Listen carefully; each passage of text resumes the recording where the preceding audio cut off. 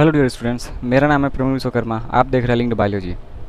अगर आपको मेरा कंटेंट अच्छा लगता है तो आप मेरे चैनल को सब्सक्राइब कर सकते हैं, लाइक कर सकते हैं, कमेंट कर सकते हैं और अगर हो सके तो शेयर भी कर दीजिए। कल हमने अपने लेक्चर में बात किया था ऑब्जेक्शंस ऑफ सेल थियरी के बारे में और आज हम लोग बात करेंगे सेल डॉक्ट्रिन या मॉडर्न सेल थियरी या फिर सेल प्रिंसिपल के बारे में। यह जो थियरी है वो पुराने सेल स्लाइडेन और स्वान के सेल थियरी को मॉडिफाई करता है, मॉडिफाई करके कई सारी चीज़ों को बताता है जो कि सेल थियरी हम लोगों को नहीं बता पाई थी। अगर मैं कुछ की वर्ड्स की बात करूँ, की पॉइंट्स की बात करूँ कि ये सेल थियरी किस किस चीज़ों के बारे में बताता है, तो ये बताता है हमें जेनेटिक मटेरियल के बारे में, होम्योस्टैसिस के बारे में, सेल डिफ्रेंसिएशन के बारे में, ग्रोथ के बारे में, इंडिपेंडेंसी के बारे में और नीड के बारे में।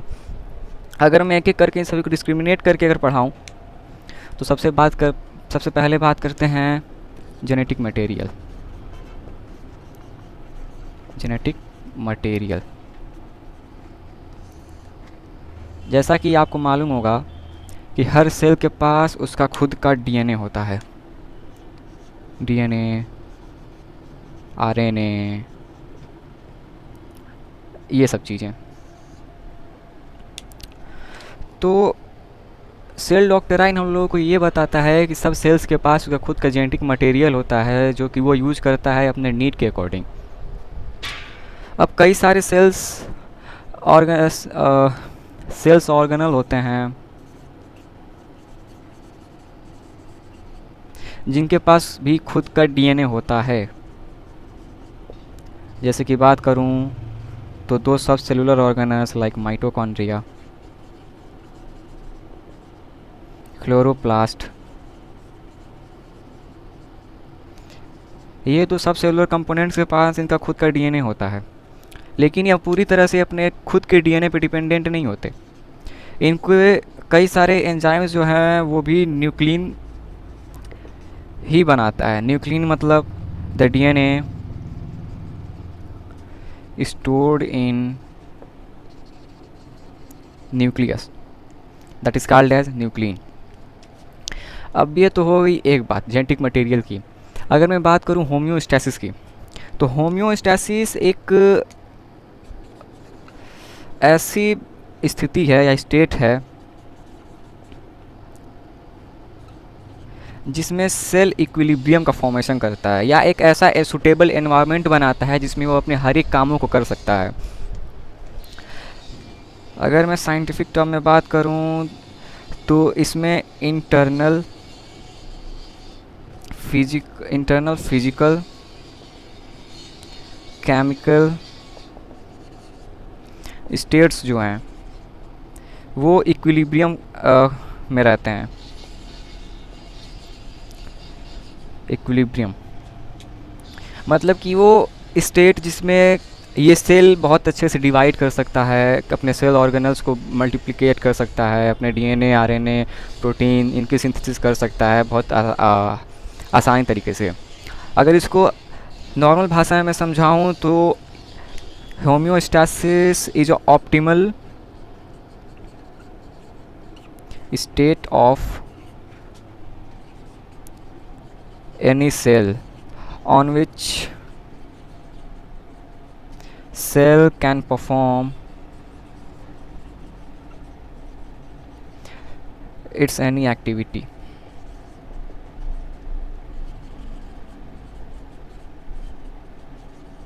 that is called as homeostasis। अगर मैं कुछ और भी सेल थियरी की बात करूं तो एक होता है सेल डिफ्रेंसिएशन। सेल डिफ्रेंसिएशन बताता है कि कैसे कोई भी सेल्स डिफरेंट तरीके से वर्क करती हैं। होती तो सब फंक्शनल यूनिट हैं हर एक ऑर्गेनिज्म की, लेकिन हर सेल के काम करने का तरीका अलग अलग होता है। अगर मैं कुछ एग्जाम्पल्स लूँ सेल डिफ्रेंसिएशन की, सबसे पहले लिख लिया heading cell differentiation.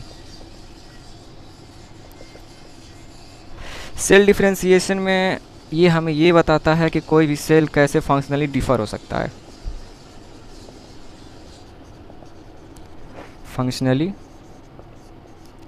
Differ from other cells. अगर मैं सम एग्जांपल लूँ तो जैसे कि nerve cell, muscle cell, egg cell,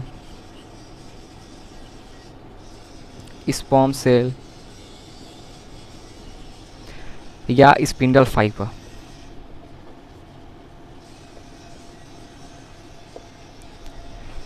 अगर मैं बात करूं इन सब सेल्स की, तो नर्व सेल हमारे ब्रेन का एक बहुत इम्पोर्टेंट पार्ट होता है, या यूँ कहें कि पूरे शरीर का ही एक बहुत इम्पोर्टेंट पार्ट होता है या सेल होता है जो कि नर्व इम्पल्स कराता है। नर्व इम्पल्स को अगर मैं आसान भाषा में समझाऊं तो मान लीजिए ये कोई एक न्यूरॉन है।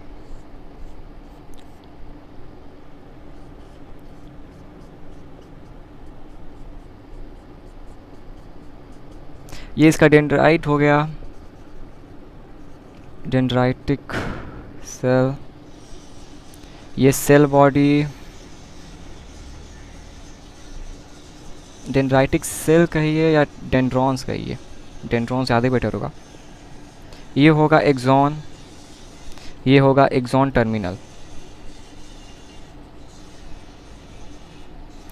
जैसे कि मान लीजिए नर्व इम्पल्स में ये होता है कि इस मेम्ब्रेन पे कई सारे छोटे छोटे पंप लगे होते हैं जिसको हम सोडियम पोटेशियम एटीपीएज बोलते हैं, या फिर पोटेशियम एटीपीएज या आयोडीन चैनल्स बोलते हैं।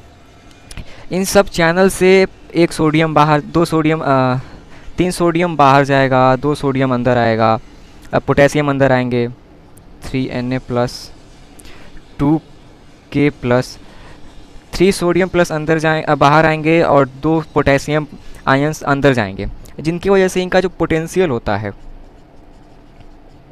पोटेंशियल डिफरेंस आता है। पोटेंशियल डिफरेंस के आने की वजह से यहाँ से जो भी सिग्नल्स आते हैं वो रिसीव किए जाते हैं और उसके बाद से यह दूसरे न्यूरॉन्स के पास भेजे जाते हैं। यहाँ पर जो ये डेंड्रॉन्स है, अगर मैं स्पेसिफिकली इसकी बात करूँ तो ये दूसरे न्यूरॉन्स के एक्सॉन टर्मिनल के साथ जुड़ा होता है और जिसके द्वारा जो भी सिग्नलिंग है वो किया जाता है। अगर इसको साइंटिफिक टर्म में बात करें तो इसको इम्पल्सेशन बोला जाता है। अगर मैं बात करूँ मसल सेल की, तो मसल सेल एक हॉलो स्ट्रक्चर है।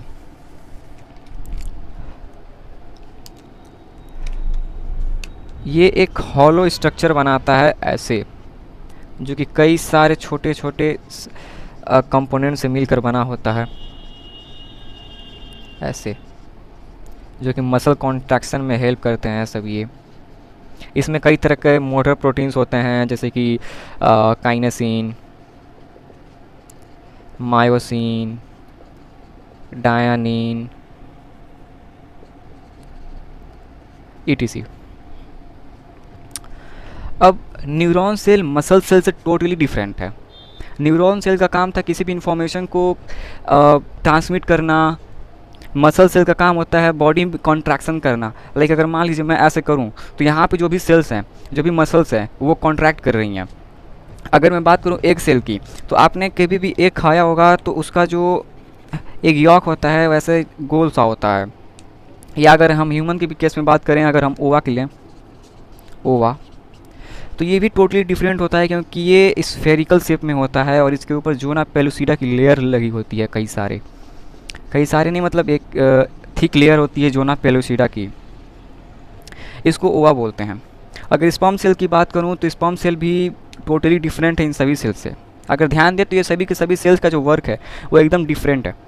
अगर मैं स्पर्म सेल की बात करूं तो ये हो जाएगा हेड, मिड पॉइंट, ये हो जाएगा फ्लैजिला और टेल।